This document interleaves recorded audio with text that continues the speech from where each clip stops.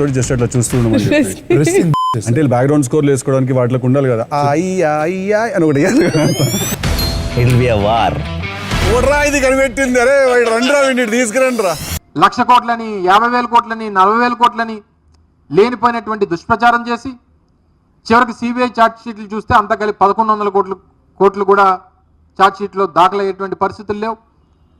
దాని మీద జగన్మోహన్ రెడ్డి గారి మీద ఆర్గనైజ్డ్గా ఒక దుష్ప్రచారం చేశారు. జగన్మోహన్ రెడ్డి గారి కుటుంబ సభ్యుల మీద క్యారెక్టర్ అసాసినేషన్ చేసినటువంటి దాంట్లో ఏ రకంగా ఆర్గనైజ్డ్గా ఈ కార్యక్రమాలు చేశారు, ఇవన్నీ కూడా చూసాం. అయితే దీనికి సంబంధించి ఎన్నికలకి సంబంధించినటువంటి నోటిఫికేషన్ ఇందాక మీకు చెప్పినట్టు మార్చి 16వ తారీఖున ఎన్నికల నోటిఫికేషన్ వచ్చింది. మార్చి 21వ తారీఖున సిబిఐకి సంబంధించినటువంటి ప్రెస్ రిలీజు సిబిఐ రిలీజ్ చేసింది. ఆ రోజు నుంచి ఆ మరుసటి రోజు నుంచి చంద్రబాబు నాయుడు గారికి సంబంధించినటువంటి పత్రికలు, చంద్రబాబు నాయుడు గారికి సంబంధించినటువంటి టీవీ ఛానల్స్ ఏ రకంగా ఆర్గనైజ్డ్గా దీనికి ప్రచారం చేసేటువంటి ప్రయత్నం చేశారు అనేటువంటిది మీకు ఇప్పుడు చూపిస్తా. ముఖ్యంగా వారు మాట్లాడినటువంటి మాటలు, వారికి పార్టీకి సంబంధించినటువంటి నాయకులు మాట్లాడినటువంటి మాటలు, వారి కొడుకు లోకేష్ గారు మాట్లాడినటువంటి మాటలు, అప్పుడు ఉన్నటువంటి వారి పార్టీ అధ్యక్షుడు అచ్చెన్నాయుడు గారు మాట్లాడినటువంటి మాటలు, వారికి సంబంధించినటువంటి పత్రికలు ఈనాడు కానీ ఆంధ్రజ్యోతి కానీ లేదా వారికి సంబంధించినటువంటి ఛానళ్ళు ఈటీవీ, ఏబిఎన్, టీవీ5 ఈ ఛానల్స్ వేసినటువంటి వార్తలు ఇవన్నీ కూడా ఒకసారి ఏ రకంగా ప్రచారం చేసేటువంటి ప్రయత్నం చేశారు అన్నటువంటిది ఒకసారి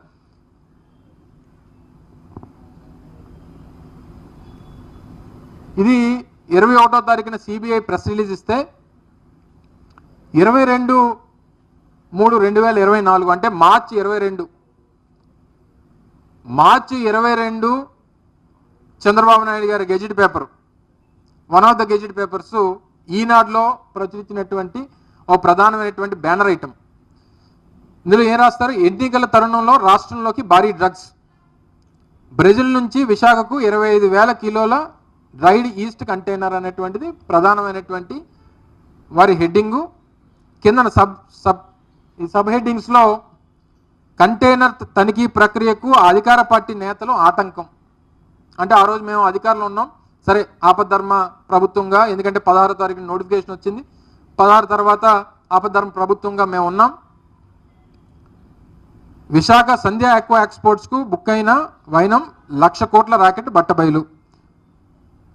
ఇందులో ఇందాక మార్క్ చేసి చూడండి, కంటైనర్ తెరవకుండా వైకాపా నేతల ఒత్తిళ్లు.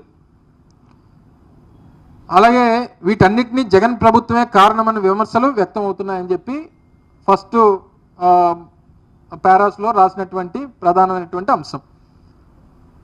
అంటే 21వ తారీఖు సాయంత్రం ఈ ప్రెస్ రిలీజ్ వస్తే 22వ తారీఖు ఉదయం అంటే మరుసటి రోజు ఉదయం పేపర్లో ప్రధానమైనటువంటి అంశంగా 1,00,000 కోట్లు సంబంధించినటువంటి విలువైనటువంటి డ్రగ్స్ అని, ఇది ఎన్నికల కోసం తీసుకొచ్చారని, ఇది వైఎస్ఆర్ కాంగ్రెస్ పార్టీ ప్రభుత్వానికి ఇందులో మా చేతులు ఉన్నాయని,